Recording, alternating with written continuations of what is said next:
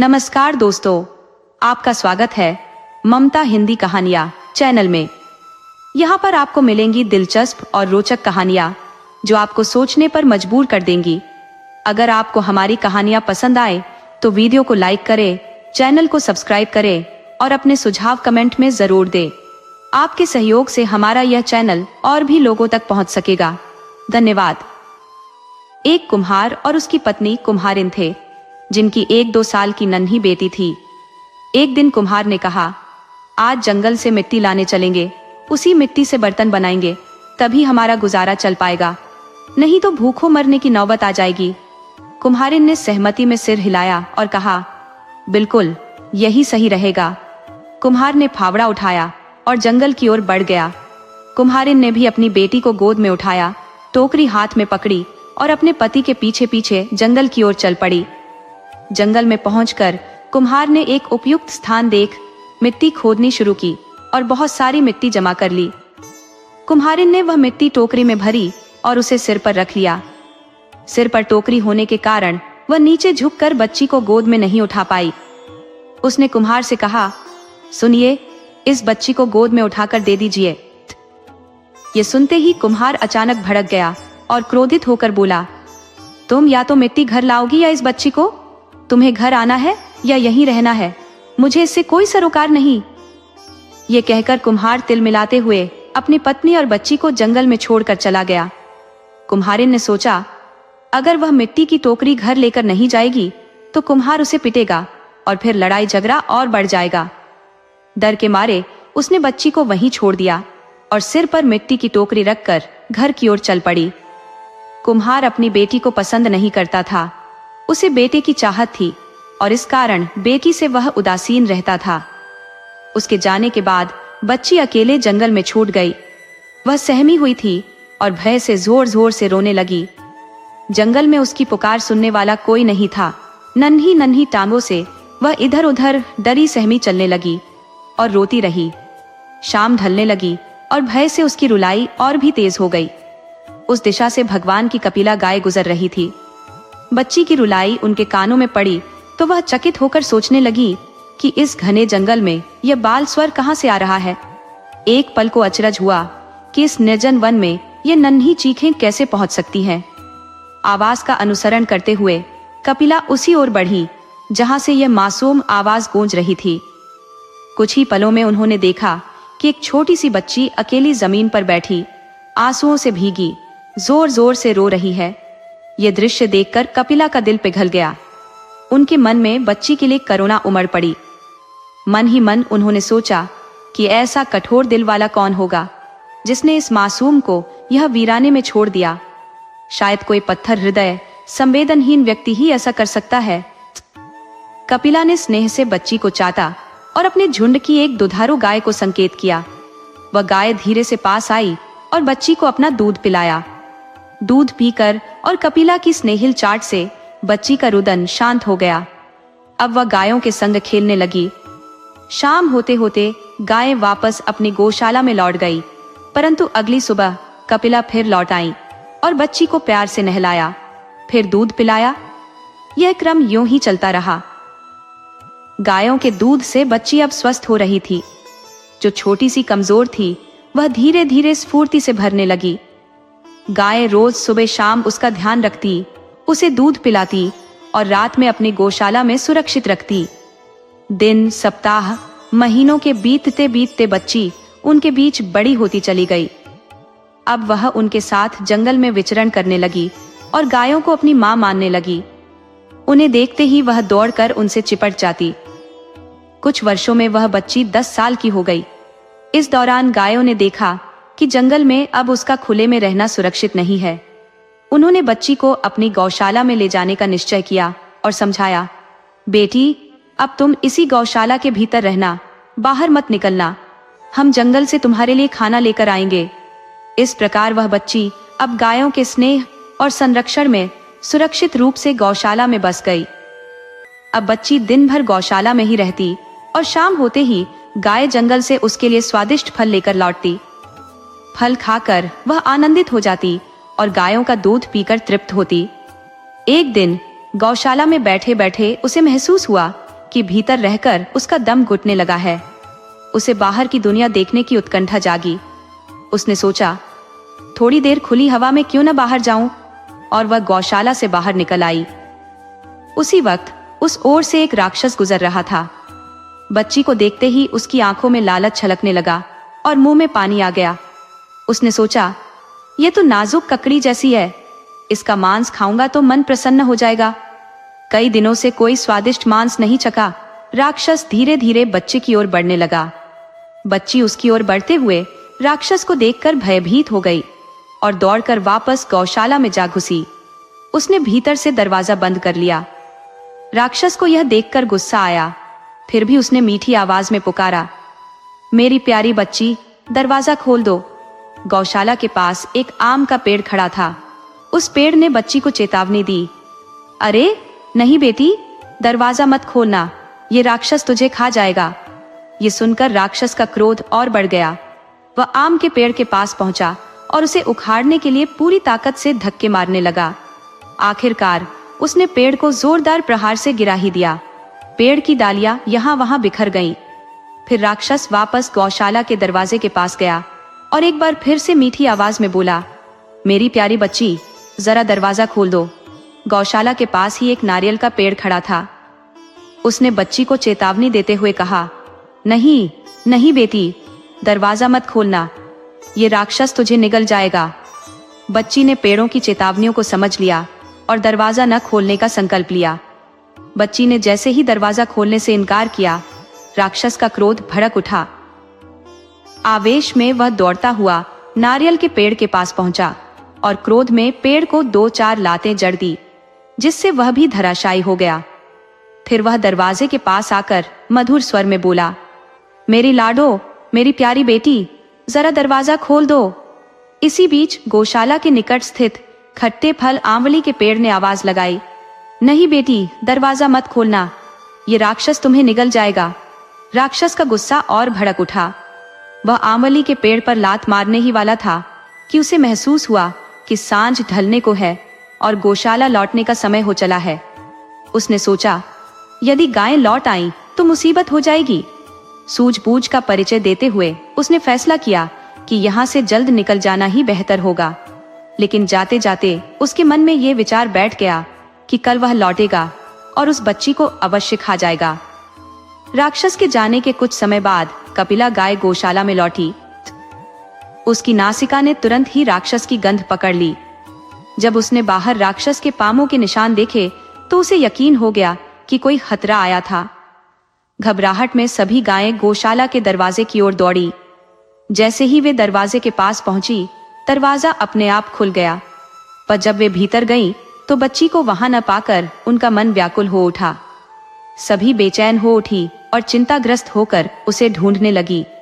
एक एक जगह खोजने के बाद बच्ची आखिरकार एक कोने में सहमी हुई बैठी मिली। आंसू उसके गालों पर बह रहे थे। उसे देखते ही गाय उसकी ओर दौड़ी और अपनी जीभ से उसके आंसू पोंछने लगी। उसने स्नेह से पूछा, बेटी, क्या हुआ? किसने तुम्हें डराया? बच्ची ने सारी बात अपनी माँ, जो कि एक गाय थी, को बता दी। ये सुनते ही गायों में गुस्से की लहर दौड़ गई।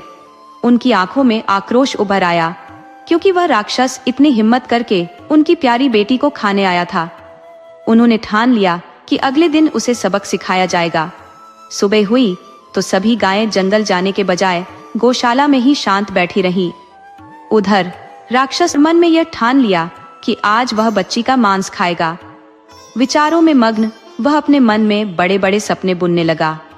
उसे तो यही लगा कि आज का दिन उसके लिए जश्न का होगा। राक्षस जब गौशाला के पास पहुंचा तो कपिला गाय अंदर छिपी हुई थी, परंतु इस बात से वह अनजान था। उसने फिर पहले की ही तरह मीठी आवाज में पुकारा, लाडो बेटी, जरा दरवाजा खोल दो। दरअसल वह दरवाजा जादुई था, जो केवल कपिला गाय या वह बच्ची ही खोल सकती थी। किसी और की हिम्मत नहीं थी उसे खोलने की। कई बार मीठे स्वर में पुकारने के बावजूद दरवाजा नहीं खुला तो राक्षस के मन में बेचैनी बढ़ गई। उसने फिर से आग्रह किया, लाडो बेटी, जरा दरवाजा खोल दो। लेकिन तभी पास खड़े आंवली के पेड़ ने चेतावनी दी, नहीं बेटी, दरवाजा मत खोलना, ये राक्षस तुम्हें निगल जाएगा। राक्षस के क्रोध की सीमा न रही। उसने दौड़कर आंवली के पेड़ पर कई जोरदार लातें मारी, जिससे पेड़ का तना टूटकर बिखर गया। उसके बाद राक्षस ने गौशाला के पास के सभी पेड़ों को उखाड़ना शुरू कर दिया। क्रोध में उसने एक एक करके सारे पेड़ तोड़ डाले और अंततः वहां कोई ऐसा पेड़ न बचा जो उसे रोक सके। इसके बाद उसने दरवाजे को तोड़ा और गौशाला में घुस आया। जैसे ही राक्षस ने गौशाला में कदम रखा, वहां खड़ी सभी गायें मानो उसी की प्रतीक्षा कर रही थी। जैसे ही उसने भीतर पांव रखा, बच्ची को दूध पिलाने वाली गाय ने सबसे पहले अपनी शक्तिशाली सींग से उस पर वार किया। फिर दूसरी गायों ने भी बारी बारी से अपने प्रहारों से उसे पीड़ा पहुंचाई। सभी ने मिलकर राक्षस की हड्डियां तोड़ दी, उसके हाथ पैर जख्मी कर दिए और अंत में उसे घसीटकर जंगल के एक कोने में फेंक दिया। अपनी जान बचाकर भागते हुए राक्षस ने ठान लिया कि अब वह जीवन में कभी किसी बच्चे के मांस की लालसा नहीं करेगा। गायों ने बच्ची को दिलासा दिया, अब निश्चिंत रहो, ये राक्षस फिर कभी यहाँ लौट कर नहीं आएगा।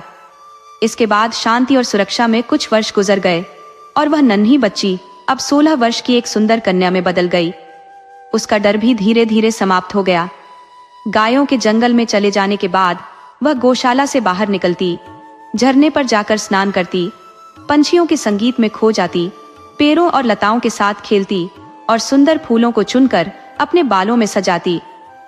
एक दिन जब वह झरने के पास फूल तोड़ रही थी, तभी उस राज्य का राजकुमार शिकार पर निकला हुआ उसी जंगल में आ पहुंचा।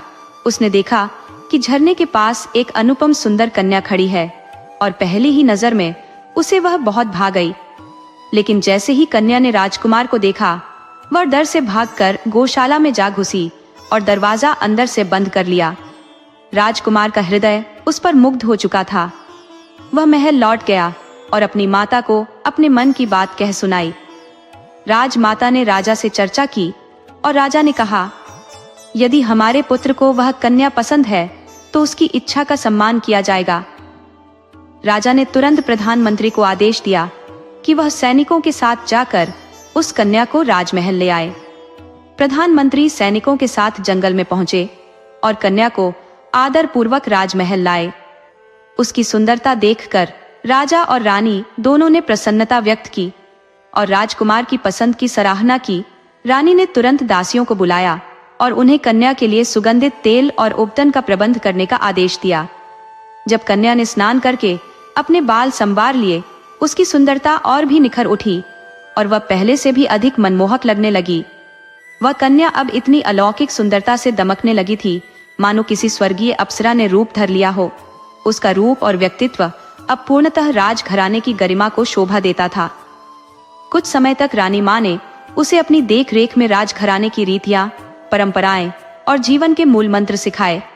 जब वह राजघराने की बहू बनने के लिए पूर्णतः योग्य हो गई, तो उसकी राजकुमार के साथ धूमधाम से शादी कर दी गई। अब वह कन्या उस राजा के घर की बहू बन चुकी थी। उसे राजसी ठाट बाट, बहुमूल्य वस्त्र, आभूषण और हर प्रकार का ऐश्वर्य प्राप्त था। साथ ही उसे एक स्नेही पति और देखभाल करने वाले सास ससुर का साथ भी मिला। परंतु इतने वैभव और सुख सुविधाओं के बीच भी उसका मन उदास और खिन्न रहता था। वह अपनी गाय माताओं को अत्यंत याद करती थी, जिससे उसके भीतर एक खालीपन और दुख का भाव बना रहता था। एक दिन राजकुमार ने उसकी उदासी को भांपते हुए पूछा, तुम्हें किस बात का दुख है? क्यों तुम सदा गुमसुम रहती हो? तब उस कन्या ने कहा, मुझे अपनी गाय माताओं की बहुत याद आती है। कृपया मुझे उनके पास ले चलें या उन्हें यहाँ बुला दे। ये सुनकर राजकुमार आश्चर्य में पड़ गया और बोला, तुम्हारी माताएं कौन है? कन्या ने उत्तर दिया, मेरी माताएं गाय हैं। ये सुनकर राजकुमार अचंभित हुआ कि उसकी पत्नी अपनी माता के रूप में गायों को कैसे देख सकती है। तब कन्या ने अपनी पूरी जीवन गाथा सुनाई, जिसमें उसने गायों द्वारा उसके लालन पालन और स्नेह का उल्लेख किया। ये सुनकर राजकुमार ने कहा, ठीक है, मैं तुम्हें तुम्हारी माताओं से मिलवाने ले जाऊंगा। अगले ही दिन राजकुमार अपनी पत्नी को लेकर जंगल में उन गायों के पास गया। जैसे ही गायों ने अपनी प्यारी कन्या को देखा, वे उसकी ओर दौड़ पड़ी और कन्या भी अपने गाय माताओं से लिपट गई। उसने अपने बचपन की पालक गाय, जिसने उसे अपने दूध से सींचा था, से भरपूर ममता पाई दोनों एक दूसरे से लंबे समय तक चिपक कर सिसकती रहीं। थोड़ी देर बाद सभी गायें जंगल की ओर लौट गई और राजकुमार अपनी पत्नी के साथ महल लौट आया। वापस आते वक्त राजकुमार ने आदेश दिया कि उस गौशाला को तोड़ दिया जाए। उस दिन के बाद से कन्या अपने गाय माताओं से मिलकर तृप्त हो चुकी थी और उसने प्रसन्नता पूर्वक राजकुमार के संग अपना जीवन बिताना शुरू कर दिया। उसने लंबी आयु प्राप्त की, उनके कई संतानों ने राजवंश को आगे बढ़ाया और वे गाय माताएं जो किसी श्रापवश इस धरती पर अवतरित हुई थी, गौशाला के टूटने के पश्चात अपने परम धाम को लौट गई। यह एक अभूतपूर्व कहानी थी जिसमें किस्मत ने एक राजकुमार की उस बेटी को, जिसे उसके पिता ने जंगल में छोड़ दिया था, उसी राज्य की रानी बना दिया। बिना माता पिता के रहते हुए गाय माताओं ने उसे मातृत्व और स्नेह भरी जिंदगी प्रदान की। भाग्य के खेल का कोई अंदाजा नहीं लगाया जा सकता। एक अनाथ कन्या जो एक गहरी वंचना में पली बड़ी, अंततः शाही वैभव और सुखों से भरपूर जीवन जी पाई।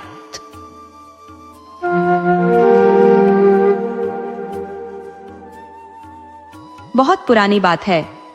एक छोटा सा गांव था जहां के लोग बड़े ही भोले भाले और सरल स्वभाव के थे। वहां के निवासियों में ईर्ष्या या वैमनस्यता का कोई स्थान नहीं था। उनका मन स्वच्छ और कोमल था। वे लोग अपने अपने कामों में संलग्न रहते और जब भी फुर्सत मिलती तो सामूहिक रूप से पूजा पाठ, भजन कीर्तन में मग्न हो जाते। हफ्ते में एक दिन किसी एक व्यक्ति के घर ये आयोजन निश्चित था, जहां सभी मिलकर भगवान का गुणगान करते। इस प्रकार गांव में एक तरह की भक्ति मंडली बन गई थी, जो बारी बारी से हर घर में भजन कीर्तन किया करती थी। यदि किसी दिन किसी के घर न हो पाता तो गांव के बीचों बीच स्थित पुराने पीपल के पेड़ के नीचे सभी एकत्रित हो जाते, जहां भजन और पूजा का सिलसिला शुरू हो जाता। गांव के लोग पीपल के नीचे बैठकर बड़े श्रद्धा भाव से भगवान के नाम का जाप करते थे। महिलाएं भजन गाती, पुरुष कहानियां और भगवान की महिमा का बखान करते। इस तरह पूरे गांव में आपसी प्रेम और भाईचारे का वातावरण बना रहता था। दुख सुख में सभी एक दूसरे के साथ खड़े रहते थे। कहते हैं कि भगवान भोलेनाथ की विशेष कृपा उस गांव पर बनी हुई थी। उसी पीपल के पेड़ पर एक कोयल अपने पति के साथ निवास करती थी। यह कोयल निसंतान थी और उसका पति बहुत ही खड़ूस स्वभाव का था, जो हर समय उससे तकरार करता और ताने देता। जब भी वह कोयल गांव के लोगों को पूजा पाठ में रमा देखती तो उसके मन में भी श्रद्धा उमड़ती। उस गांव में किसी के घर में कोई कमी नहीं थी। सबके घर में संतानें थी और कोई दुखी नहीं था। कोयल जब ग्रामीणों को भजन करते, आरती गाते देखती तो वह बड़े ध्यान और मनोयोग से उस पूजा में मन लगाकर भगवान का नाम जपने लगती और मन ही मन प्रार्थना करती, हे भगवान, मेरी भी सोनी गोद भर दो, मेरे जीवन को भी संतान के आशीर्वाद से पूर्ण कर दो। गांव वाले भी यह देख चुके थे कि कोयल पूजा के समय एक ही डाल पर स्थिर होकर एकाग्रचित्त हो जाती है, जबकि उसका पति इधर उधर उड़ता रहता था। कोयल मन ही मन सोचती, कितना सौभाग्यशाली होता है मनुष्य का जन्म। अगर मैं मनुष्य होती तो हर प्रकार की भक्ति और पूजा करने की स्वतंत्रता होती।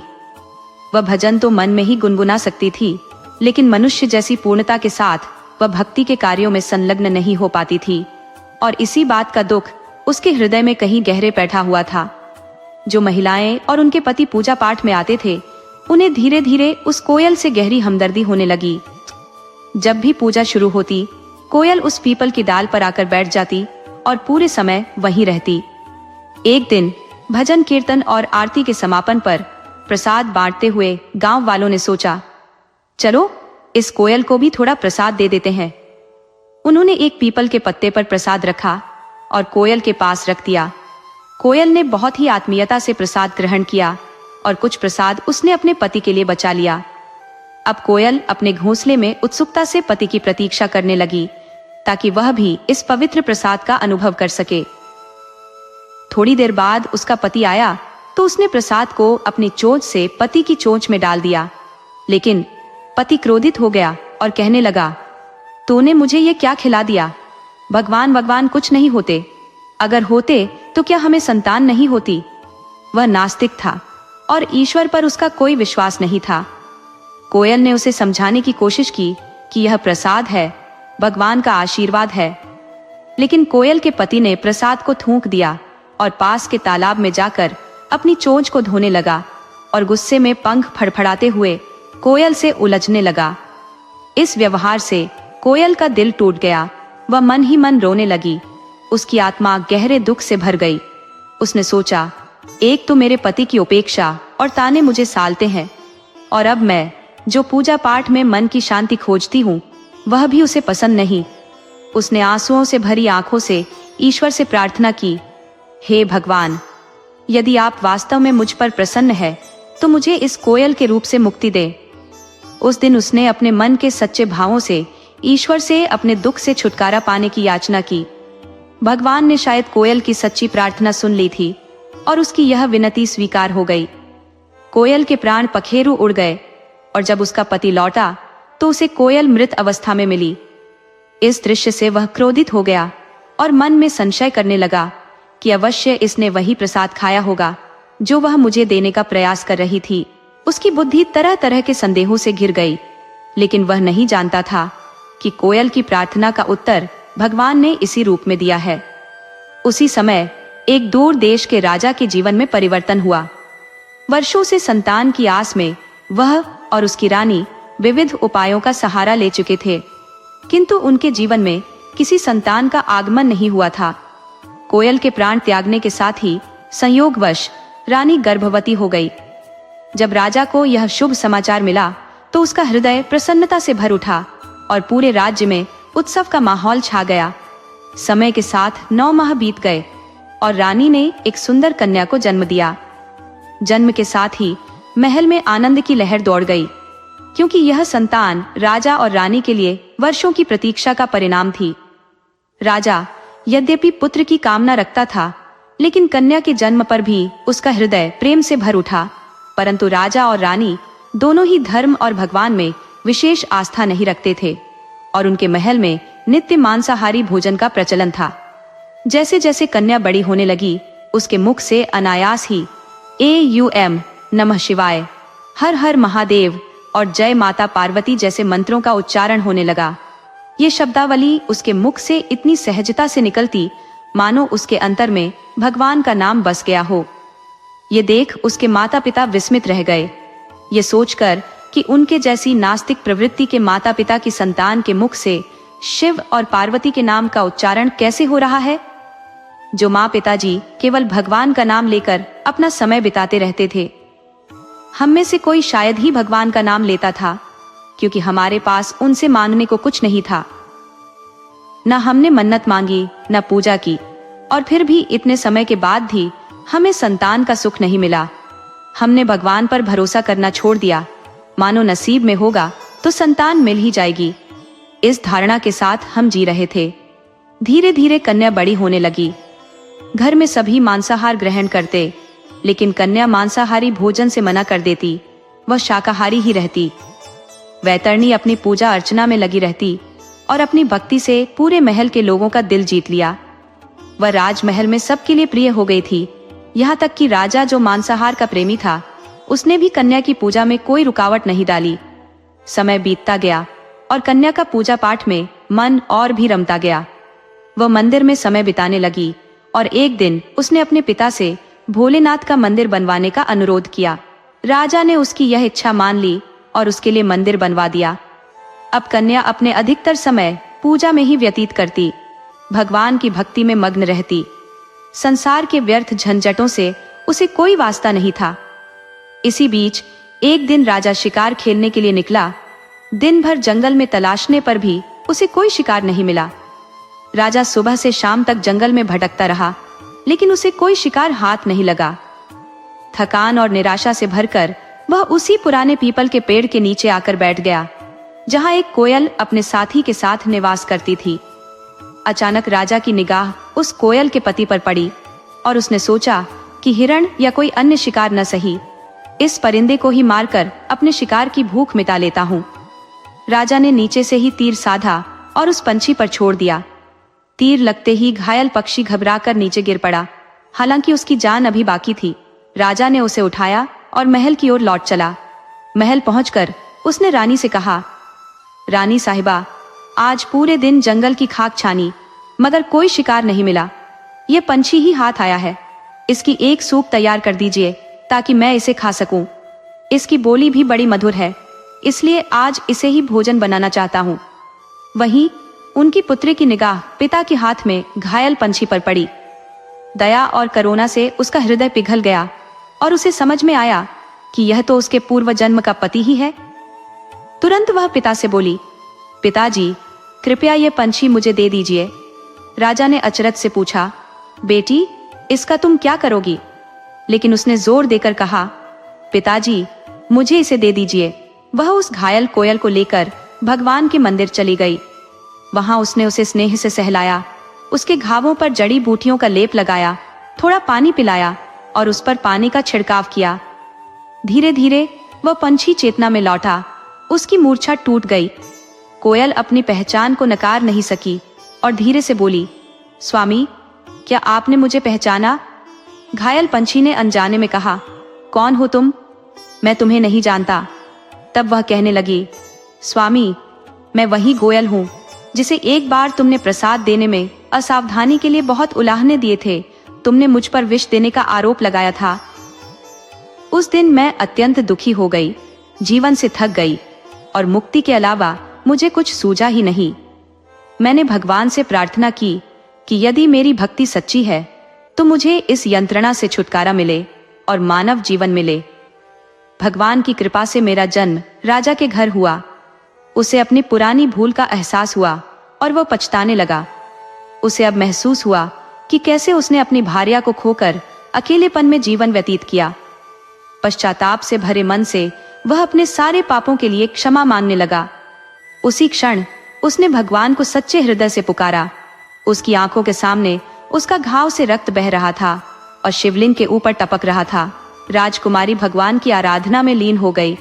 अपने पूर्व जन्म के पति की मुक्ति की प्रार्थना करते हुए बोली, हे प्रभु, इन्हें भी मोक्ष प्रदान करें और मानव जीवन दे ताकि अगले जन्म में मुझे यही साथी मिल सके। उसकी निश्चल भक्ति से भगवान भोलेनाथ अत्यंत प्रसन्न हुए और तुरंत प्रकट हो गए।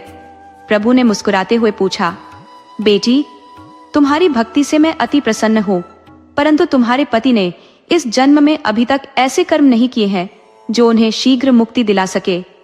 राजकुमारी ने विनम्रता से उत्तर दिया, प्रभु, इनके कर्मों का प्रायश्चित यह अपने दुखों से भुगत चुके हैं। कृपया इन पर दया करें और इन्हें मुक्ति का वरदान दे। भोलेनाथ ने उसकी बातों को सुना और उनकी भक्ति और सच्चे प्रेम को देखकर तथास्तु कहकर अंतर्ध्यान हो गए। इसके पश्चात कोयल के पति ने अपने प्राण त्याग दिए। राजकुमारी ने उसके शरीर को उठा लिया और पिता के पास जाकर कहा, पिताजी, आपका शिकार अब समाप्त हो चुका है, आप इसे जो चाहे कर सकते हैं। राजा ने अपने शिकार को देखा और बोले, जब मैं इसे लाया था ये जीवित था, किंतु अब यह मर चुका है, इसे मैं नहीं खाऊंगा। राजकुमारी ने अपने पूर्व जन्म के पति का अंतिम संस्कार कर दिया। उसने एक छोटा सा गड्ढा खोदा, कपड़े में लपेटकर उसे सम्मान पूर्वक मिट्टी में दफना दिया, क्योंकि शरीर तो अंततः मिट्टी में ही मिलना होता है। इधर कोयल के पति ने एक नए जीवन का रूप लिया और एक रानी के गर्भ में जन्म लेने की प्रक्रिया में प्रवेश किया। उस राजा के घर में कोई संतान नहीं थी और जब 9वें महीने में पुत्र रत्न की प्राप्ति हुई तो पूरे राज्य में हर्ष और उल्लास की लहर दौड़ गई। ढोल नगाड़ों की गूंज से नगर गूंज उठा। राजा ने अपने पुत्र को अत्यंत प्रेम और देखभाल के साथ पाला। समय के साथ वह पुत्र बड़ा होने लगा, यद्यपि उसे अपने पूर्व जन्म का कोई स्मरण नहीं था, क्योंकि इस जन्म में उसने आध्यात्मिक साधना में कम ही रुझान दिखाया। परंतु राजकुमारी, जो अब अपने पुनर्जन्म में जागरूक थी, वह सब जानती थी। जब राजकुमार 12 वर्ष का हुआ, उसका स्वरूप और शक्ति अत्यंत अद्भुत थी। उसके हष्ट-पुष्ट और तेजस्वी रूप को देखकर लोग उसकी सराहना किए बिना नहीं रह पाते थे। देखने में ऐसा प्रतीत होता था मानो वह किसी युवा राजकुमार का प्रतिरूप हो। अब राजा ने अपने पुत्र के लिए विवाह की तैयारी आरंभ की। उसके लिए एक उपयुक्त और सुंदर कन्या की खोज में लग गए। इधर राजकन्या, जो दिखने में युवा से भी छोटी लगती थी, वास्तव में उम्र में लड़के से बड़ी थी। वह करीब 18-19 वर्ष की हो चुकी थी, जबकि राजकुमार अभी केवल 12 वर्ष का ही था। क्योंकि कई जन्मों के उपरांत उसकी मुक्ति हुई थी। दोनों के जन्मों में कुछ अंतराल था, किंतु कहते हैं ना कि जो जोड़ियां भगवान बनाते हैं वे काल और उम्र की सीमाओं से परे होती है। उधर दोनों राजाओं के मंत्री और गुप्तचर कुंडलियों का मिलान करवाने के बाद इस विवाह को पक्का कर दिया।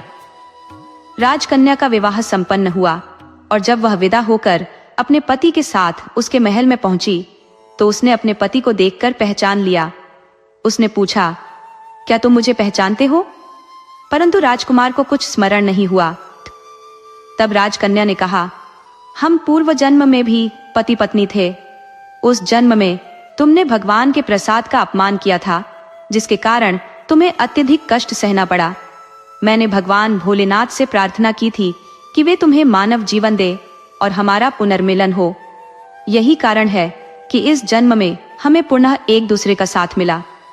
इन बातों को सुनते ही राजकुमार को अपने पूर्व जन्म की स्मृतियां जाग उठी। अब वे दोनों नित्य भोलेनाथ की आराधना में मग्न हो गए। राजा अपने पुत्र और ऐसी धर्मपरायण बहू को पाकर बहुत प्रसन्न था। कहता था, आज के युग में ऐसी संस्कारी और श्रद्धालु कन्या कहाँ मिलती है। जैसे ही राजकुमारी ने राजमहल में कदम रखा, पूरे राज्य में सुख समृद्धि का वातावरण फैल गया। महल से लेकर प्रजा तक सभी पूजा अर्चना और भक्ति के मार्ग पर चल पड़े। राजमहल में समय समय पर कीर्तन और धार्मिक कथा का आयोजन होने लगा। जहां भी धार्मिक अनुष्ठान होता, लोग राजकुमारी को वहां अवश्य लेकर जाते। उसकी उपस्थिति से समस्त वातावरण भक्ति से ओतप्रोत हो जाता। उसके कहे वचनों में ऐसी शक्ति थी कि जो भी कहती वह सत्य सिद्ध होता। समय बीतते हुए 9वें महीने में उसे चंद्रमा की आभा समान सुंदर पुत्र रत्न की प्राप्ति हुई। इस दिव्य संयोग के साथ उनके दिन सुख समृद्धि और शांतिपूर्ण तरीके से व्यतीत होने लगे। कोयल ने अपनी गहन भक्ति से भगवान को प्रसन्न किया और मानवीय देह का वरदान पाया। मानवीय जीवन के साथ उसे सभी सुख सुविधाएं मिली। हे भोलेनाथ, जैसे आपने उस कोयल पर कृपा की, वैसे ही इस कथा को सुनने और कहने वालों की सभी मनोकामनाएं पूर्ण हो। बोलो हर हर महादेव, राधे राधे।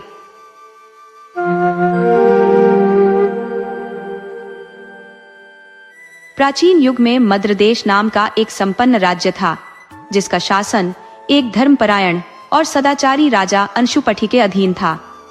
अंशुपति अपने प्रजा हितकारी स्वभाव और उदार दानशीलता के लिए प्रसिद्ध थे। उनके राज दरबार से कभी भी कोई याचक खाली हाथ नहीं लौटता था। राज्य में ब्राह्मणों को यज्ञ आदि अनुष्ठानों की पूर्ण स्वतंत्रता थी और हर वर्ग का सम्मान सुनिश्चित किया जाता था। राजा अंशुपति न केवल क्षमाशील थे, बल्कि प्रजा के समस्त सुखों और समृद्धि के प्रति सजग भी रहते थे। परंतु नियति का स्वभाव विचित्र है, ये संपूर्ण सुख किसी को नहीं देती। राजा के जीवन में भी एक गहरी कमी थी, जो उनके हृदय को सदैव कचोटती रहती थी, संतानहीनता। युवावस्था में उन्होंने इस अभाव को गंभीरता से नहीं लिया, परंतु जब वृद्धावस्था की आहट आने लगी तो ये पीड़ा उनके मन मस्तिष्क पर गहराने लगी। उन्हें यह विचार सताने लगा कि निसंतान मृत्यु एक ऐसा कलंक है जो न केवल इस लोक में बल्कि परलोक में भी कल्याण नहीं होने देता।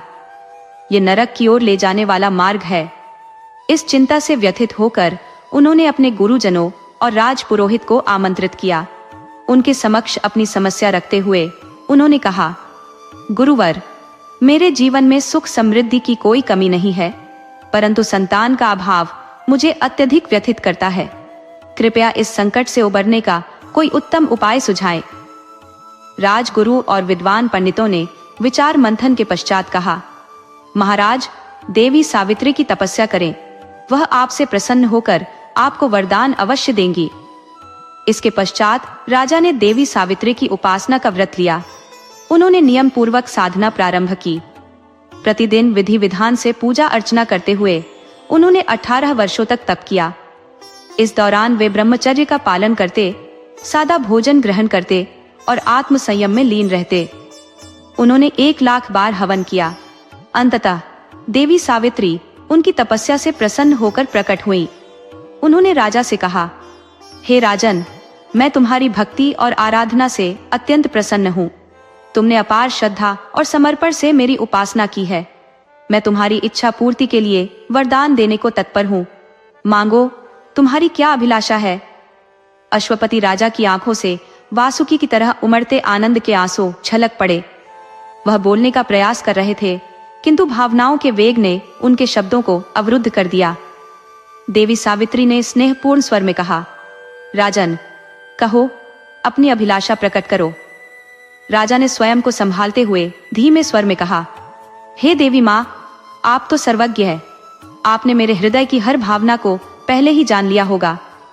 फिर भी आपकी आज्ञा का पालन करते हुए मैं कहता हूँ कि मेरी यह तपस्या संतान प्राप्ति के उद्देश्य से थी। उन्होंने आगे कहा, माँ, यह सत्य है कि निसंतान व्यक्ति, चाहे वह राजा हो या साधारण जन, उसका जीवन अधम और निरर्थक हो जाता है। उसका उद्धार न इस लोक में होता है और न ही परलोक में। कृपा करके मुझे संतान का वरदान दीजिए। सावित्री देवी ने मुस्कुराते हुए कहा, राजन, तुम्हारे तप का कारण मुझे पूर्व से ज्ञात था, इसलिए मैंने परमपिता ब्रह्मा से इसकी स्वीकृति पहले ही प्राप्त कर ली है। तुम्हारे घर संतान का आगमन निश्चित है। राजा का हर्ष अब उनके शब्दों में परिलक्षित होने लगा। उन्होंने माता की जय जयकार करते हुए कहा, माँ, आपकी कृपा से मेरा जीवन धन्य हो गया। देवी सावित्री ने कहा, राजन, तुम्हारे घर में कन्या का जन्म होगा। वह न केवल अनुपम सुंदरता की धनी होगी, बल्कि उसके गुण और तेज भी विलक्षण होंगे। वह तुम्हारे कुल का गौरव बढ़ाएगी और तुम्हारे नाम को समस्त पृथ्वी पर फैलाएगी। इतना कहकर देवी सावित्री अंतर्धान हो गई, किंतु उनके वचनों की गूंज राजा के हृदय में सजीव बनी रही। राजा अत्यंत प्रसन्न मन से राजमहल लौटे और यह शुभ समाचार सबको सुनाया। महल में हर्ष की लहर दौड़ गई। हर दिशा में मंगलगान होने लगे। राजा की प्रमुख रानी धर्मिष्ठा, जो अत्यंत धर्मपरायण और दयालु स्वभाव की थी, यह समाचार सुनकर भाव विभोर हो गई। कुछ समय बाद एक दिन धर्मिष्ठा ने लज्जित होकर राजा को बताया, महाराज, मेरे गर्भ में जीवन का संचार हो चुका है। ये सुनकर राजा की प्रसन्नता का ठिकाना न रहा। रानी के शब्द सुनकर वह गदगद हो गए, किंतु रानी संकोचवश कुछ अधिक न कह सकी। दोनों के हृदय आनंद से आलोकित हो उठे। राजा ने कहा, ये सब माँ सावित्री के आशीर्वाद और मेरी तपस्या का ही फल है। यह वह क्षण है जिसका हमने इतने वर्षों तक इंतजार किया। रानी ने कहा, महाराज, यह आपकी पूजा अर्चना और तपस्या का प्रतिफल है। जब हमारी संतान जन्म लेगी तब हमारा जीवन पूर्ण हो जाएगा। राजा और रानी दोनों उस दिन के आगमन की प्रतीक्षा में अधीर हो गए। एक दिन जब राजा अपनी नित्य पूजा समाप्त कर सूर्य को अर्घ्य अर्पित कर रहे थे, उस समय सूर्य देव अपने प्रखर किरणों से समस्त दिशाओं को आलोकित कर रहे थे। ऐसा प्रतीत हो रहा था मानो समस्त ब्रह्मांड इस शुभ घटना के साक्षी बनने को उत्सुक हो। आकाश स्वच्छ और गहरा नीला था, मानो प्रकृति ने अपना सबसे सुंदर वस्त्र ओढ़ रखा हो। वातावरण में मृदुल सुगंध व्याप्त थी, जो संभवतः बगीचे की पुष्पों से आ रही थी। जैसे ही राजा अपने कार्यों से निवृत्त हुए, एक सेविका उत्साहित स्वर में आकर बोली, महाराज की जय हो, बधाई हो। राजा ने चौंकते हुए पूछा, क्या हुआ? सेविका ने विनम्रता से उत्तर दिया, महाराज, महारानी ने कन्या को जन्म दिया है। ये सुनते ही राजा प्रसन्नता से खिल उठे। उन्होंने अपने गले का मूल्यवान हार उतारकर सेविका को दे दिया और कहा, यह तुम्हारे लिए है। सेविका ने महाराज की जयकार की। राजा से रुका नहीं गया। वह तुरंत रानी के कक्ष की ओर दौड़े। जब उन्होंने अपनी नवजात कन्या को देखा तो उनकी खुशी का कोई पारावार नहीं रहा। वह कन्या असाधारण रूपवती और तेजस्वी प्रतीत हो रही थी। महारानी धर्मिष्ठा ने भावुक होकर कहा, महाराज, यह सत्य है कि मातृत्व का सुख और संतोष स्त्री के लिए सर्वोपरि होता है। इस अनुभूति के आगे संसार के किसी सुख की तुलना नहीं हो सकती। राजा ने सहमति में सिर हिलाते हुए कहा, रानी, यह सब माता सावित्री की कृपा है। मैं तुरंत राजगुरु और विद्वान पंडितों को बुलाकर नामकरण संस्कार का आयोजन करवाता हूँ। रानी ने प्रसन्नता पूर्वक कहा, यह उत्तम होगा। राजा ने तुरंत महामंत्री को बुलाकर अपनी योजना बताई। कुछ ही समय में राजगुरु और अन्य विद्वान पंडित दरबार में उपस्थित हो गए। शुभ मुहूर्त पर नामकरण संस्कार का आयोजन हुआ। हवन पूजन के साथ ब्राह्मणों को भोजन कराया गया और निर्धनों को दान दिया गया। पंडितों ने इस कन्या को माता सावित्री का वरदान मानते हुए उसका नाम सावित्री रखा। समय बीतता गया और सावित्री धीरे धीरे बड़ी होने लगी।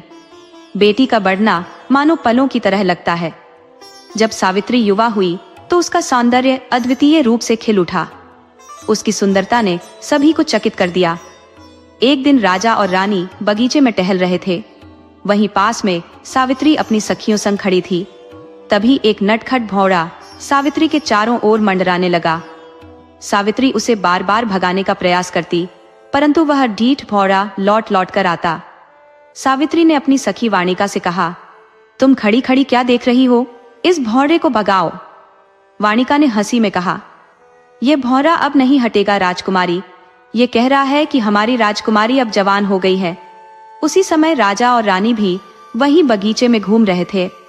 रानी ने वाणिका की बात सुन ली और मुस्कुराते हुए राजा से कहा, महाराज, क्या आपने सुना, हमारी बेटी सचमुच बड़ी हो गई है। राजा ने गंभीर स्वर में कहा, हाँ रानी, हमारी बेटी अब पूर्णतः युवा हो चुकी है। जब बेटी युवा होती है तो माता पिता के मन में उसकी जिम्मेदारियों का भार बढ़ जाता है। हमें शीघ्र ही सावित्री के विवाह की व्यवस्था करनी चाहिए। यह आवश्यक है क्योंकि अब समय आ गया है। रानी, जो एक माँ के स्नेह और चिंताओं से भरी हुई थी, ने सहमति में सिर हिलाया और कहा, महाराज, यह सत्य है। एक पिता को अपनी पुत्री के लिए योग्य वर की खोज करनी चाहिए। समय पर विवाह न करने पर समाज में निंदा होती है। यह हमारी बेटी के भविष्य का प्रश्न है। राजा ने थोड़ी देर विचार मग्न होकर कहा, रानी, शायद यह उचित होगा कि हम स्वयं सावित्री से उसके विचार जानें। आखिरकार यह उसके जीवन का विषय है। उसकी सहमति और इच्छाएं हमारे निर्णय में महत्वपूर्ण होनी चाहिए। रानी मुस्कुराई और बोली, ये विचार उत्तम है।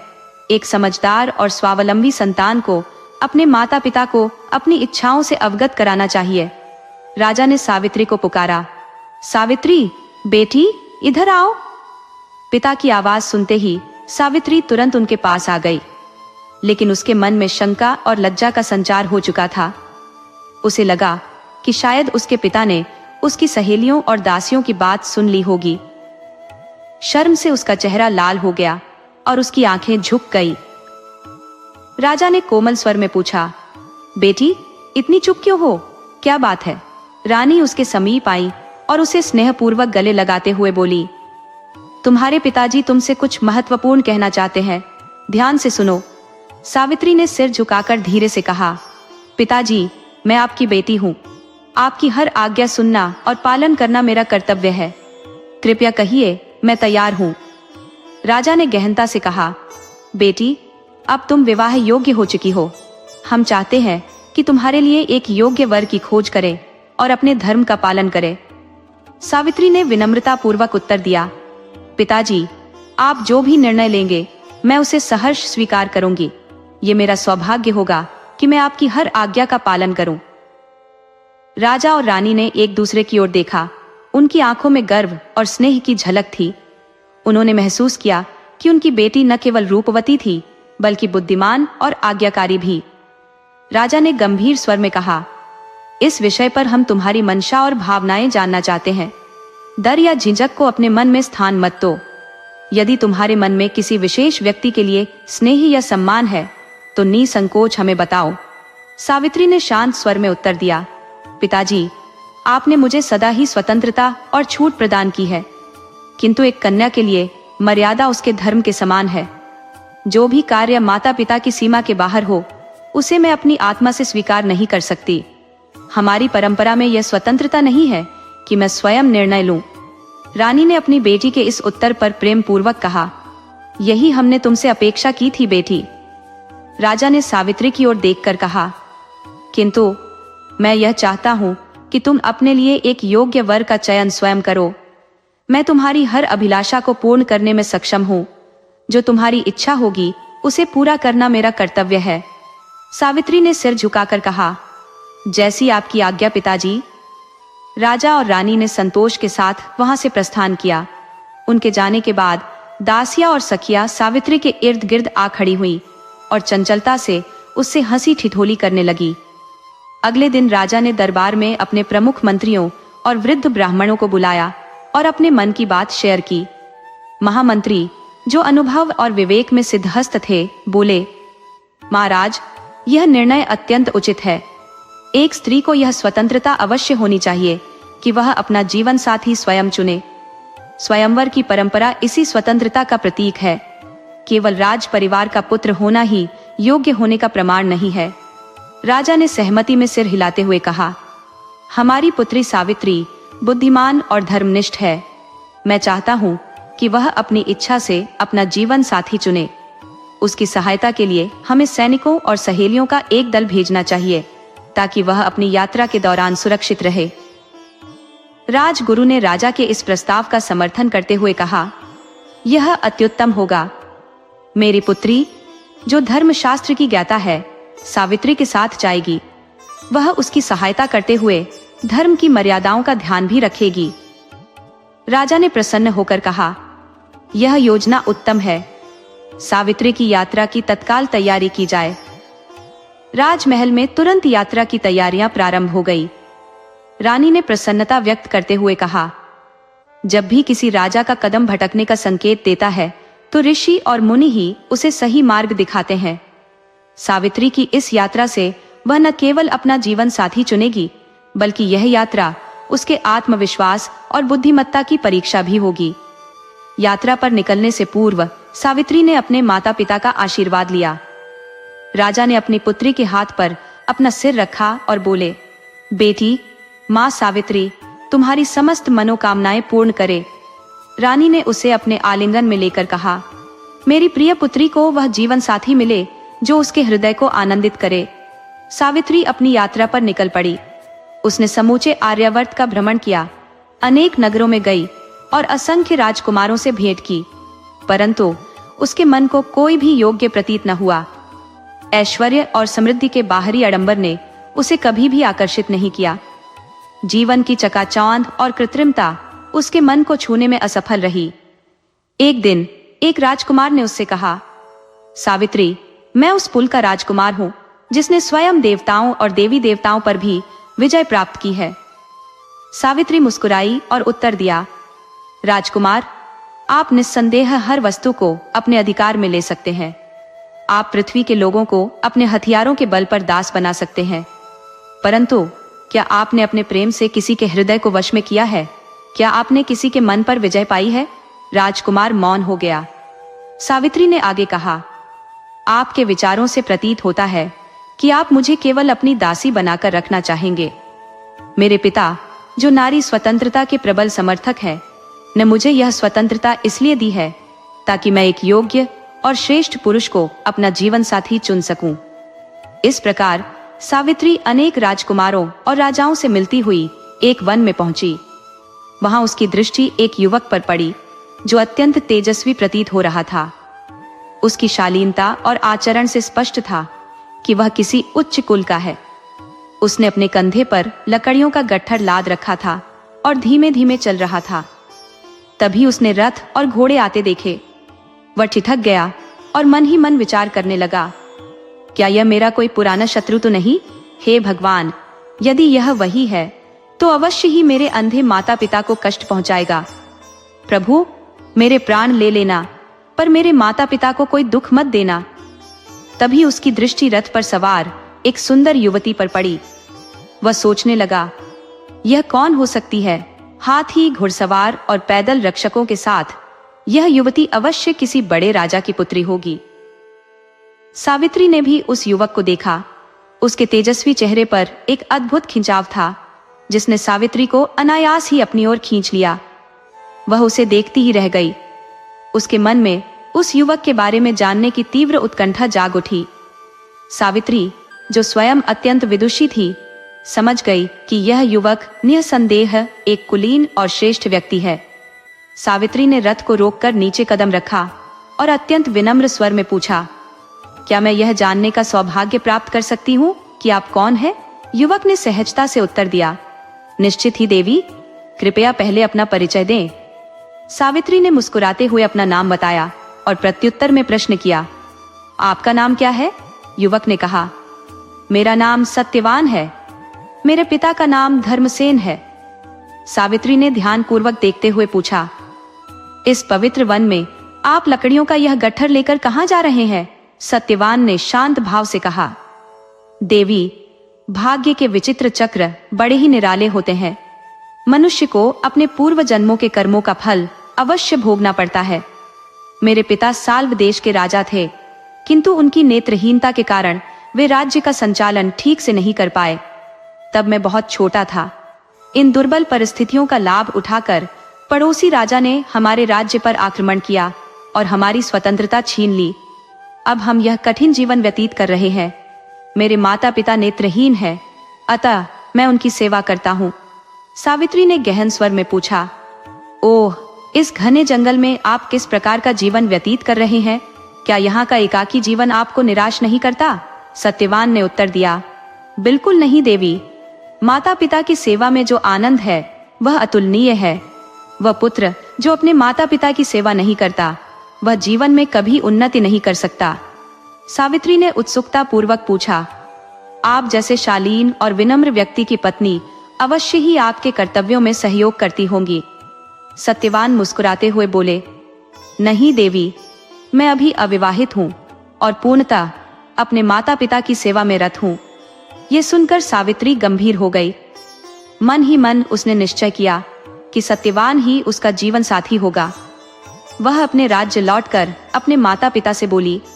माताजी, पिताजी, आपने सत्य कहा कि दृढ़ निश्चय रखने वाले व्यक्ति किसी भी राह पर चल सकते हैं।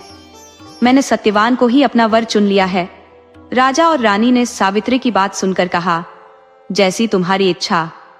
राजा ने यह भी जोड़ा, कल मैं दरबार में इस विषय पर मंत्रणा के लिए राजगुरु, ब्राह्मणों और मंत्रियों को आमंत्रित करूंगा। अगले दिन दरबार में सभी सम्माननीय लोग उपस्थित हुए। राजा ने सबके समक्ष कहा, मेरी पुत्री सावित्री ने एक वनवासी राजकुमार सत्यवान को अपना जीवन साथी चुना है। राजगुरु ने कहा, यह विवाह भाग्य के द्वारा पहले से ही निर्धारित है। सावित्री का चयन सर्वथा उचित है। तभी द्वारपाल ने सूचना दी, महाराज, देवऋषि नारद पधारे हैं।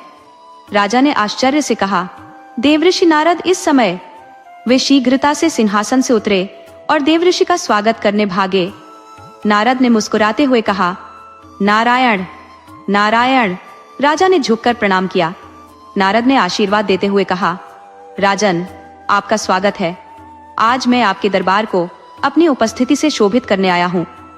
राजा देवऋषि के स्वागत में तत्परता से उनके साथ दरबार की ओर चल पड़े। नारद मुनि अपने तांबे के तार की वीणा बजाते हुए नारायण नारायण करते रहे। दरबार के बीचों बीच देवऋषि नारद को आदर पूर्वक आसन दिया गया।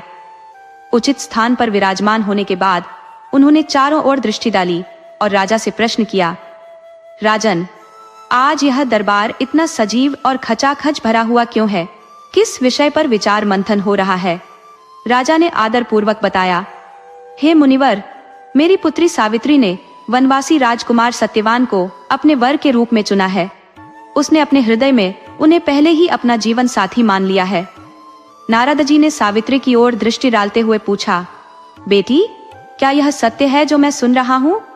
सावित्री ने सिर झुकाकर विनम्रता से उत्तर दिया, हाँ मुनिवर। नारद जी ने मुस्कुराते हुए कहा, नारायण नारायण। बेटी, तुम्हारी मनोकामना पूर्ण हो, किंतु एक बात कहनी होगी। सावित्री ने उत्सुकता से पूछा, आप रुक क्यों गए मुनिवर? कृपया पूरी बात स्पष्ट करें। नारद जी गंभीर स्वर में बोले, बेटी, सत्यवान जैसा तेजस्वी, सदाचारी और सेवाभावी व्यक्ति इस धरती पर मिलना दुर्लभ है। किंतु मैं जो तीनों लोकों का भूत, वर्तमान और भविष्य देख सकता हूँ, वह एक कटु सत्य जानता हूँ। राजा ने चिंतित होकर कहा, हे महात्मा, कृपया अपनी बात स्पष्ट कहें। सावित्री ने हाथ जोड़कर कहा, मुनिवर, कृपया मेरी व्याकुलता को समाप्त करें। मैं पूरी सत्यता सुनना चाहती हूँ। नारद जी बोले, सत्यवान में असंख्य गुण है। वह पराक्रमी, बुद्धिमान, उदार और अपने माता पिता का आदर्श सेवक है। उसका सौंदर्य और चरित्र अनुपम है। राजा ने अधीर होकर कहा, यदि उसमें इतने सारे गुण हैं, तो वह मेरी पुत्री के योग्य क्यों नहीं है? नारद जी ने गहरी सांस लेकर कहा, राजन, सत्यवान के जीवन में एक बड़ा दोष छिपा हुआ है। आज से ठीक 1 वर्ष बाद उसके जीवन का अंत निश्चित है। उसकी मृत्यु का समय तय हो चुका है। ये सुनकर राजा अत्यंत व्याकुल हो उठे। उनका मन घोर चिंता में डूब गया।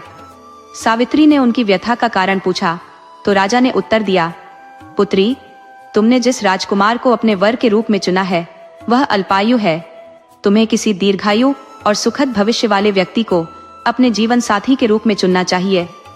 सावित्री ने शांत पर दृढ़ स्वर में उत्तर दिया, पिताजी, मैंने सत्यवान को अपने मन, वचन और कर्म से स्वीकार किया है।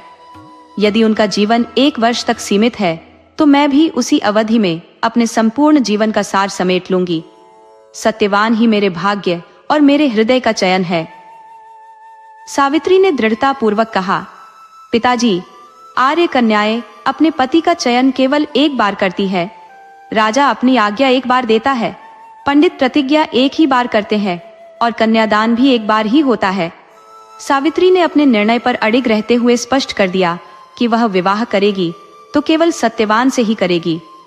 अंततः राजा अश्वपति को अपनी पुत्री की दृढ़ निश्चयता के आगे झुकना पड़ा और सावित्री का विवाह सत्यवान से संपन्न हुआ। ससुराल पहुंचते ही सावित्री ने अपने सास ससुर की सेवा में स्वयं को समर्पित कर दिया। समय अपनी गति से बढ़ता गया और विवाह के 1 वर्ष पूर्ण होने को आया, किंतु नारद मुनि ने पहले ही सावित्री को यह भेद दे दिया था कि सत्यवान की आयु अल्प है और उनकी मृत्यु का दिन निकट है। जैसे जैसे वह नियत दिन समीप आया, सावित्री का मन व्याकुलता से भर गया। 3 दिन पूर्व से ही उसने कठोर उपवास आरंभ कर दिया। नियत दिन सावित्री ने पितरों का विधिवत पूजन किया। उस दिन सत्यवान प्रतिदिन की भांति जंगल में लकड़ी काटने गए। सावित्री ने भी आग्रह पूर्वक उनके साथ जाने की इच्छा व्यक्त की। सत्यवान ने सावित्री को समझाने का प्रयास किया, जंगल में कठिनाइयां हैं देवी, तुम सहन नहीं कर पाओगी। किंतु सावित्री अपनी जिद पर अड़ी रही और सत्यवान के साथ जंगल चली गई। जंगल में सत्यवान लकड़ी काटने के लिए एक पेड़ पर चढ़ गए। तभी उनके सिर में असहनीय दर्द उठा। दर्द से व्यथित सत्यवान पेड़ से नीचे उतरे और सावित्री के पास आ गए। सावित्री को तत्काल आभास हो गया कि उनका भय वास्तविकता में बदल रहा है। सत्यवान का सिर अपनी गोद में रखकर सावित्री उनका मस्तक सहलाने लगी। तभी यमराज प्रकट हुए और सत्यवान के प्राण लेकर जाने लगे। सावित्री अपने पति के प्रति अखंड निष्ठा से प्रेरित होकर यमराज के पीछे पीछे चल दी। यमराज ने सावित्री से कहा, देवी, तुम मेरे पीछे क्यों आ रही हो? यह विधि का विधान है। सत्यवान के प्राण लौटाना असंभव है। सावित्री ने उत्तर दिया, भगवान, जहां पति जाए वहां पत्नी का जाना धर्म है। यमराज ने सावित्री को बार बार समझाने का प्रयत्न किया, किंतु सावित्री अपनी बात पर अड़िग रही।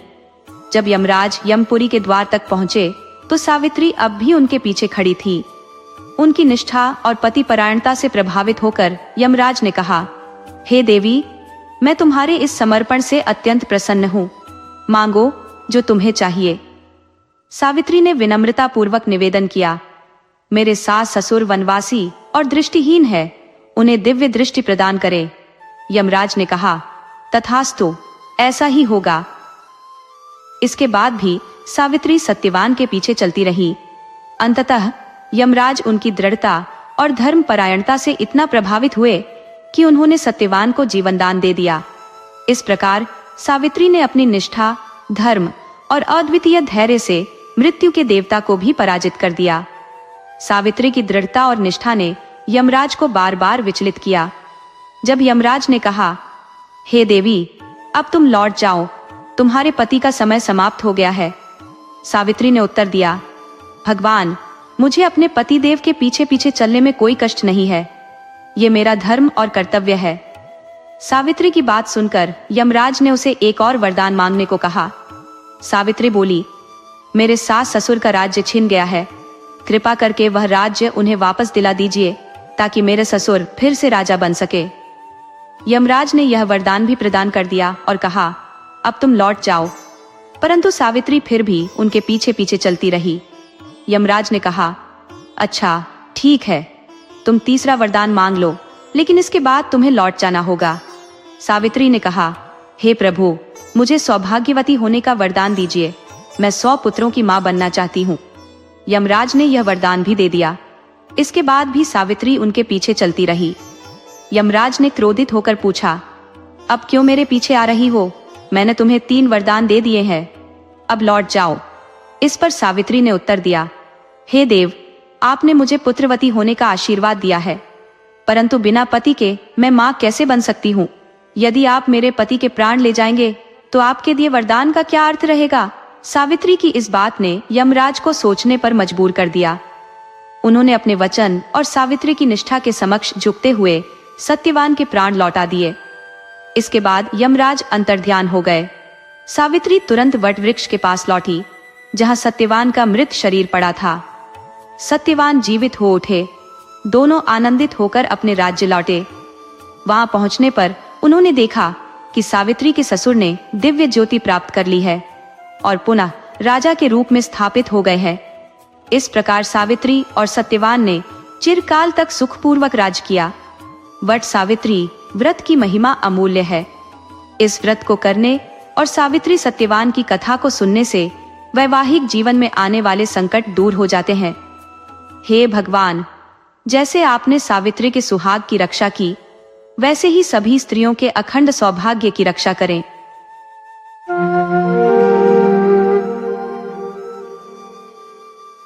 बहुत समय पहले की बात है। एक गांव के किनारे एक बुजुर्ग महिला निवास करती थी। उसका संसार पूरी तरह से अकेला था, न कोई संतान, न कोई परिवार। वह अपना जीवन निर्वाह गोबर के उपले बनाकर बेचने से करती थी। यह वृद्धा अत्यंत धार्मिक थी और उसकी भक्ति श्री कृष्ण के प्रति अडिग थी। दिन रात उसका मन श्री कृष्ण के जाप में लीन रहता। यहाँ तक कि जब वह उपले बना रही होती, तब भी उसकी वाणी कृष्ण कृष्ण रटती रहती। गांव के लोग 2 प्रकार के थे। कुछ उसकी भक्ति से प्रभावित होकर सम्मान पूर्वक उसके प्रति आदर भाव रखते थे, तो कुछ दुष्ट प्रवृत्ति के लोग उसका उपहास उड़ाते, उसे पागल कहकर चिढ़ाते। वृद्धा को इन बातों से कोई अंतर नहीं पड़ता था। वह अपने प्रभु के प्रेम में इतनी डूबी हुई थी कि इन तुच्छ बातों की ओर ध्यान देना उसने छोड़ दिया था। लेकिन कहते हैं कि दुष्टता अपने चरम पर होती है तो वह दूसरों को कष्ट देकर ही संतुष्टि पाती है। एक रात उन दुष्ट लोगों ने उसकी सारी मेहनत, सारे उपलों को चुरा लिया।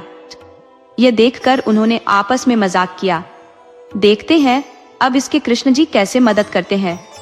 सुबह जब वृद्धा उठी तो उसने पाया कि उसके बनाए हुए सभी उपले चोरी हो चुके हैं, लेकिन उसके चेहरे पर चिंता का कोई चिन्ह नहीं था। वह मुस्कुराते हुए बोली, अरे कृष्ण, तुम तो माखन चोर कहलाते हो, अब इस बुढ़िया के उपले भी चुरा लिए? क्या मुझे सताना तुम्हारी आदत में शुमार हो गया है? ठीक है, जैसी तुम्हारी इच्छा। ये कहकर वह बिना कोई शिकवा किए नए उपले बनाने में जुट गई। उस दिन वृद्धा भूखी प्यासी रही। उपले बिके बिना उसके घर में अन्न का आना असंभव था। उसके पास बस 2 गुड़ की दलियां थी। उसने उनमें से एक दली अपने मुंह में डाल ली, पानी पिया और भगवान का नाम लेकर शांत मन से लेट गई। वह श्री कृष्ण के नाम में तल्लीन हो गई। उसे न अपने कष्ट की परवाह थी, न भूख प्यास की। लेकिन भगवान अपने भक्तों का दुख सहन नहीं कर पाते। उन्होंने देखा कि यह बुजुर्ग महिला भूखी प्यासी है, फिर भी उसकी भक्ति अटूट है। यह देखकर भगवान का हृदय द्रवित हो उठा। श्री कृष्ण ने सोचा, मुझे पृथ्वी लोक पर जाकर अपनी इस प्रिय भक्त की सहायता करनी चाहिए। मेरे कारण यदि यह कष्ट में है तो यह मेरी जिम्मेदारी बनती है। और इस तरह भगवान ने उसकी सहायता का उपाय खोज लिया। प्रभु और भक्त के इस अलौकिक संबंध की यह कथा यह सिखाती है कि सच्ची श्रद्धा के सामने बड़े से बड़ा कष्ट भी तुच्छ हो जाता है। श्री कृष्ण ने साधु का वेश धारण किया और बुढ़िया के घर जा पहुंचे। दरवाजे पर खड़े होकर उन्होंने जोर से पुकारा, अलख निरंजन। बुढ़िया झोपड़ी से बाहर आई और पूछा, बोलो साधु बाबा, क्या चाहिए? साधु बने श्री कृष्ण ने निवेदन किया, मुझे बहुत भूख लगी है, कृपया कुछ खाने को दीजिए। बुढ़िया ने क्षण भर सोचा और कहा, मुनिवर, मेरे पास खाने को कुछ भी नहीं है। फिर कुछ विचार कर झोपड़ी के अंदर गई और बची हुई एकमात्र गुड़ की डली लेकर लौट आई। उसने वह गुड़ साधु बाबा को दिया और एक लोटा शीतल जल भी प्रस्तुत किया। वह बोली, साधु बाबा, इसे खाइए और ऊपर से जल ग्रहण कर लीजिए, इससे आपकी भूख शांत हो जाएगी। श्री कृष्ण ने वृद्धा के प्रेम और समर्पण को अनुभव किया। उनके हृदय में उस क्षण एक गहरी कृतज्ञता उमड़ पड़ी। वह गुड़ और पानी ग्रहण करते हुए वृद्धा के त्याग और सेवा से अभिभूत हो गए। साधु बने श्री कृष्ण ने उसे सांत्वना दी और कहा, माई, तुम्हारे कष्ट अवश्य दूर होंगे, भगवान तुम्हारी सहायता करेगा। यह सुनकर बुढ़िया की आंखें नम हो गई, पर उसने कुछ नहीं कहा। इसके बाद साधु बाबा गांव के सरपंच के घर जा पहुंचे। सरपंच से बोले, मुझे ज्ञात हुआ है कि इस गांव के बाहर जो वृद्धा रहती है, उसके उपले किसी ने चुरा लिए हैं। वह अत्यंत निर्धन है और उन्हीं उपलों से अपना गुजारा करती है। अब वह भूखी प्यासी अपने घर में पड़ी है। सरपंच, जो हृदय से भला व्यक्ति था, बोला, साधु बाबा, ये सत्य है कि उसके उपले चोरी हुए हैं, परंतु गांव में सबके उपले एक जैसे होते हैं। ये कैसे पता चलेगा कि कौन से उपले बुढ़िया के हैं? साधु बाबा मुस्कुराए और बोले, मेरे पास एक दिव्य शक्ति है। यदि गांव के सभी लोग अपने उपले चौपाल पर इकट्ठा करें तो मैं अपनी सिद्ध से उन उपलों में से बुढ़िया के उपले अलग कर दूंगा। सरपंच ने उनकी बात मान ली और गांव में घोषणा करवा दी कि सभी अपने उपले तुरंत चौपाल पर लाकर रखे। जिन दुष्टों ने बुढ़िया के उपले चुराए थे, उन्होंने अपने उपलों में उन्हें मिला दिया और उसी ढेर में रख दिया। उन्हें विश्वास था कि साधु बाबा पहचान नहीं पाएंगे, क्योंकि सभी उपले एक जैसे दिखते थे। वे आपस में हंसते हुए बोले, इतने उपलों में भला कौन से किसके हैं, ये कैसे पहचाना जा सकता है? परंतु दुष्टों को यह आभास नहीं था कि ईश्वर की लीला और शक्ति उनके तुच्छ बुद्धि से परे है। सच्चे भक्तों के लिए भगवान न केवल चमत्कार करते हैं, बल्कि उनकी रक्षा भी करते हैं। अब साधु बने श्री कृष्ण ने अपनी लीला रचनी शुरू की।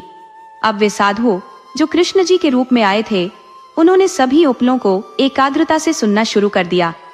जब बुढ़िया माई के उपले अलग अलग किए गए तो साधु बाबा ने उन्हें ध्यान से जांचा।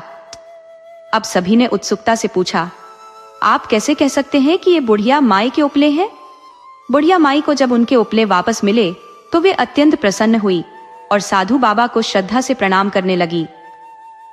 सरपंच जी ने जिज्ञासावश पूछा, बाबा, आपने यह कैसे पहचाना कि कौन से उपले बुढ़िया माई के हैं?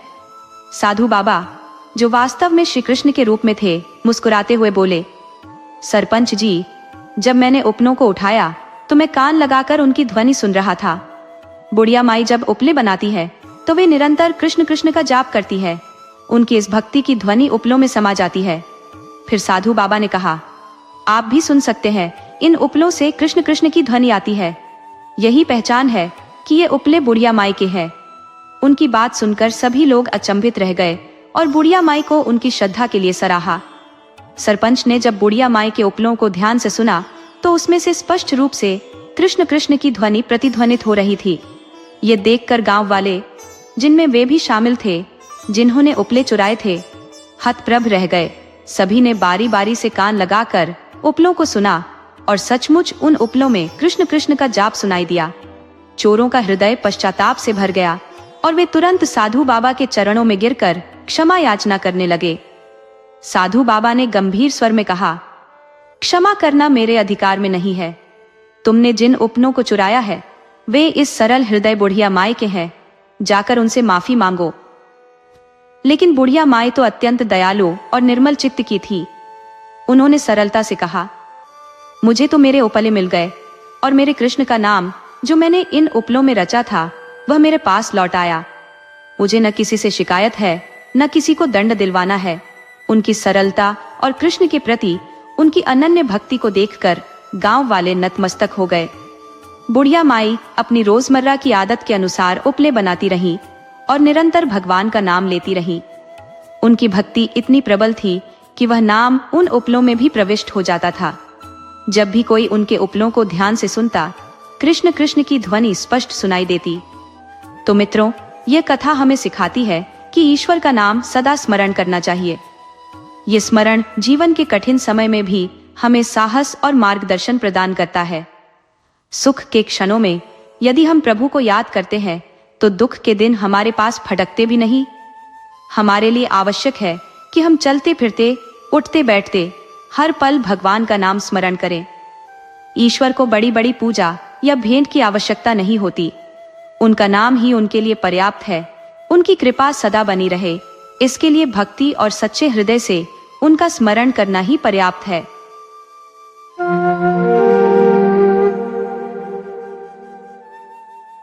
बहुत पहले की बात है। एक छोटे से गांव में दो भाई रहा करते थे। उनके माता पिता इस संसार से विदा ले चुके थे और विरासत में उन्हें थोड़ी सी जमीन मिली थी। उस जमीन पर दोनों भाई खेती कर अपनी रोजी रोटी का जुगाड़ करते थे।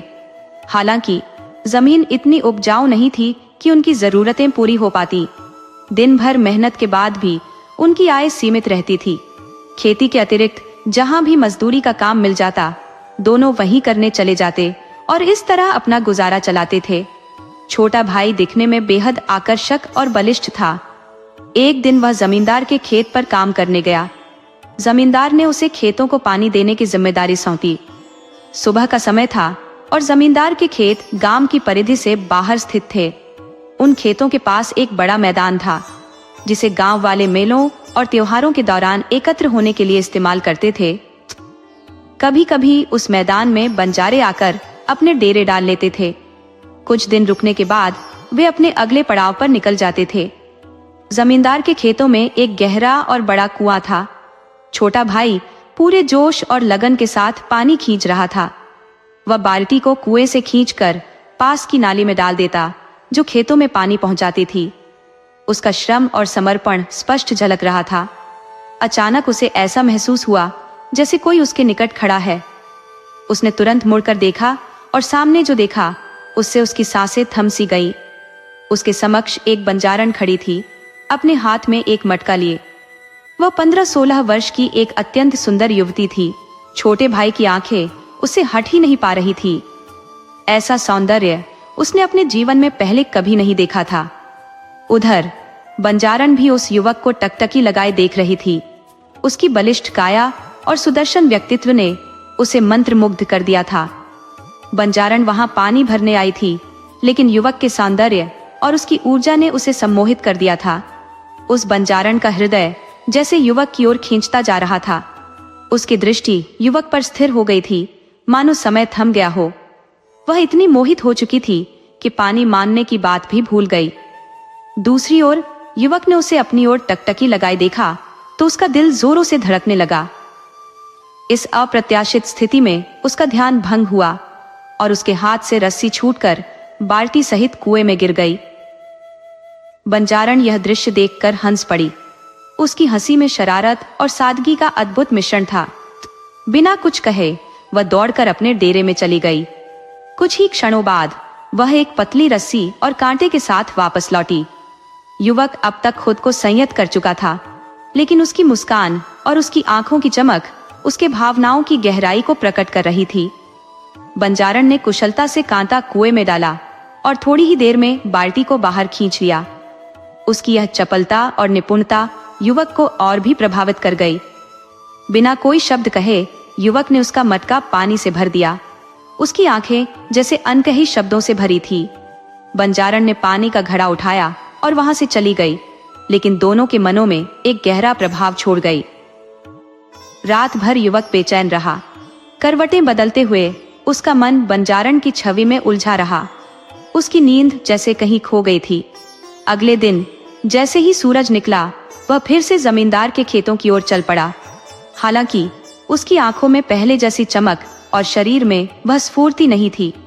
कुएं पर पहुंचते ही उसने देखा कि बंजारन फिर वहां खड़ी थी। ऐसा लग रहा था जैसे वह उसका इंतजार कर रही हो। इस बार उनके बीच आंखों की भाषा ने ही सारी बातें कर दी। बंजारन उसे अपने डेरे के पास ले गई। वहां उसका पिता, एक लालची और स्वार्थी व्यक्ति, बैठा था। जब उसे पता चला कि युवक एक साधारण किसान है, तो उसने शादी के लिए मना कर दिया।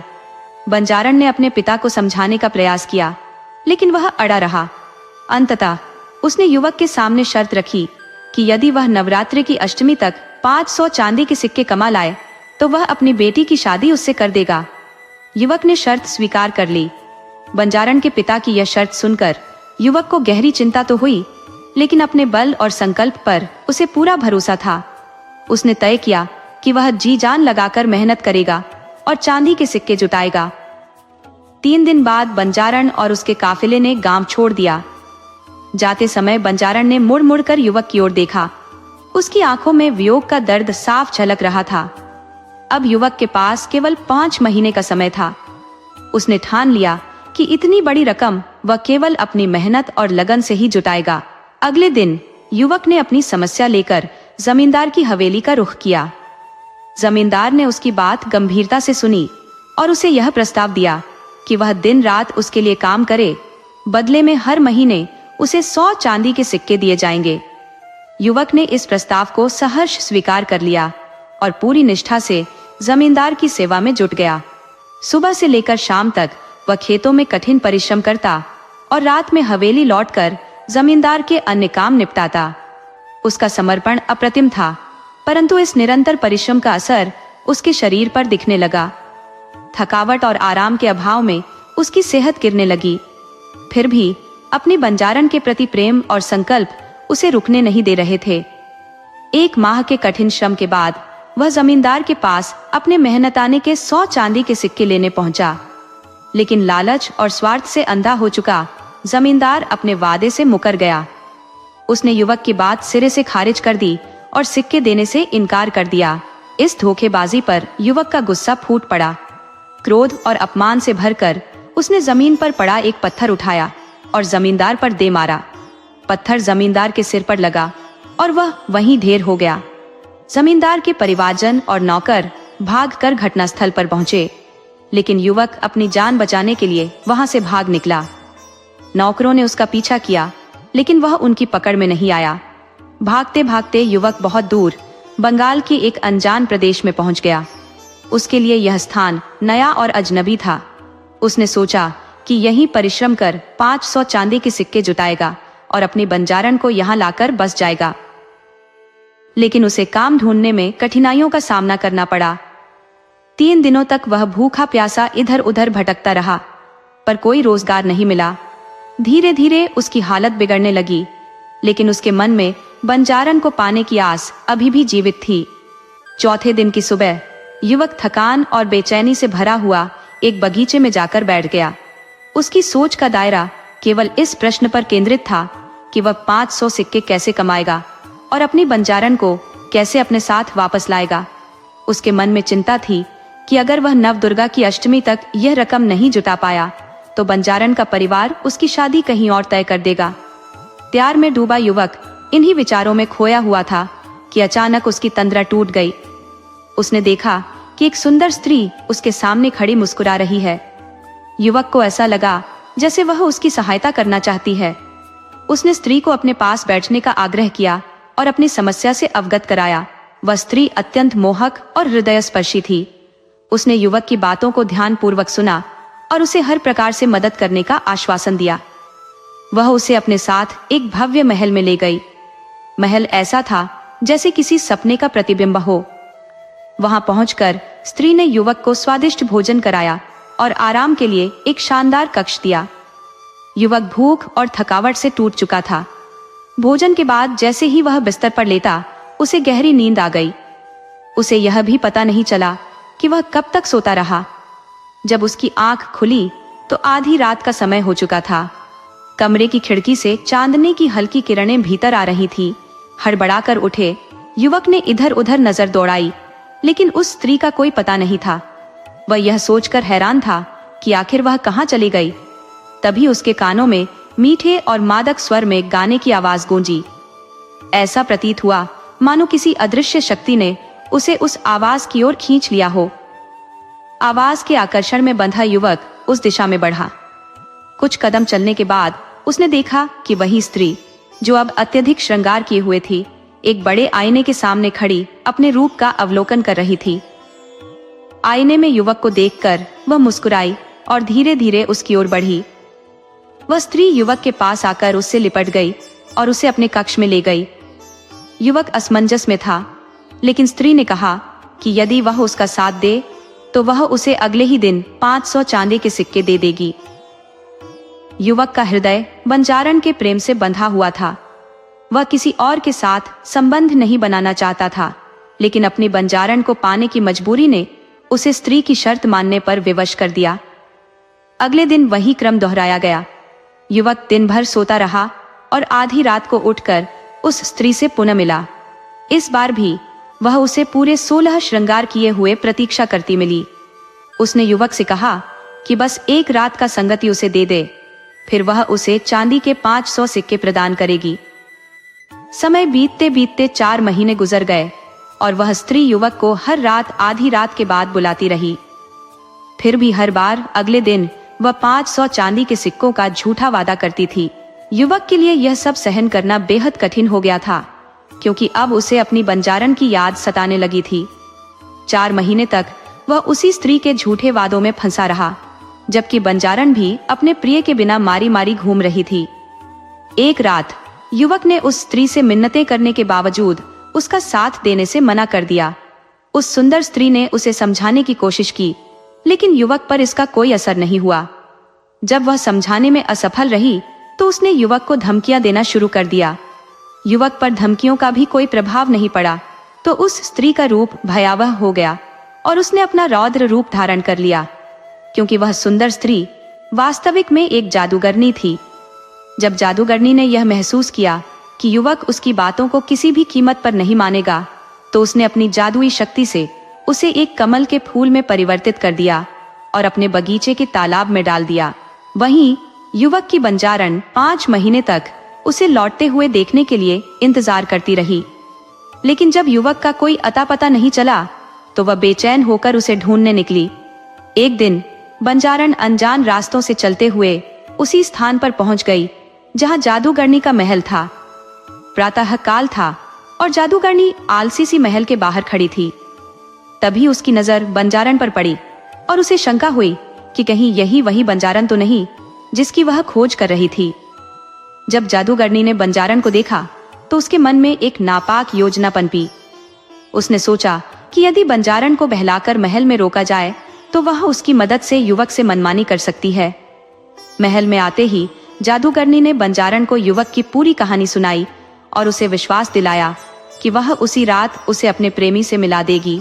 हालांकि उसने बंजारन से यह सच नहीं बताया कि युवक को उसने जादू से कमल का फूल बना दिया था और उसे तालाब में डुबो दिया था। बंजारन खुशी से फूली नहीं समाई, क्योंकि उसे लगा कि सामने खड़ी स्त्री कोई देवी है जो उसकी मदद करेगी। वह न जानती थी कि वह एक छलपूर्ण जादूगरनी है।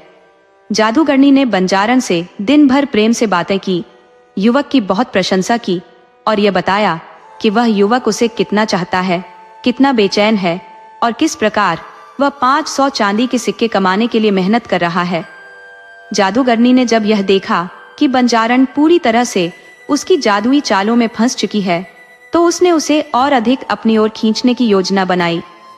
वह बंजारन से कहने लगी, तुम उस युवक से प्रेम करती हो और मैं भी उसी से बहुत प्यार करती हूँ, लेकिन हमें यह सुनिश्चित करना होगा कि दोनों का प्रेम बराबरी से मिले।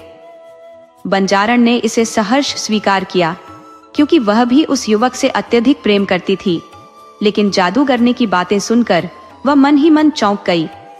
जादूगरनी ने अपनी बातों में अधिक मोह का समावेश करते हुए बंजारन से कहा कि वह अपना सब कुछ छोड़कर उस युवक के पास आई है और उसने अपना घर परिवार भी त्याग दिया है। वह बंजारन से कहती रही कि प्रेम का यह साझा अधिकार दोनों का है, लेकिन बंजारन ने अपनी संजीदगी और प्यार के प्रति निष्ठा के चलते किसी भी प्रकार के समझौते को स्वीकार करने से मना कर दिया। वह जानती थी कि सच्चे प्रेम को बांटना संभव नहीं है। जादूगरनी के सामने बंजारन का स्पष्ट विरोध आया और उसका गुस्सा बढ़ने लगा। जादूगरनी ने अपनी जादुई शक्तियों का प्रयोग करते हुए बंजारन को एक कीड़े में बदल दिया।